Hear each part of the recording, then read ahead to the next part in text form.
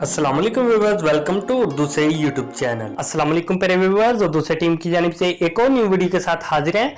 और आज की इस वीडियो में हम आपको बताने वाले हैं मुश्ताक नेम के मीनिंग और इसकी तफसीलात। मुश्ताक के इंग्लिश में स्पेलिंग बनते हैं MUSHTAQ। जिन्स लड़का है, जुबान है अरबी और मजहब है मुस्लिम।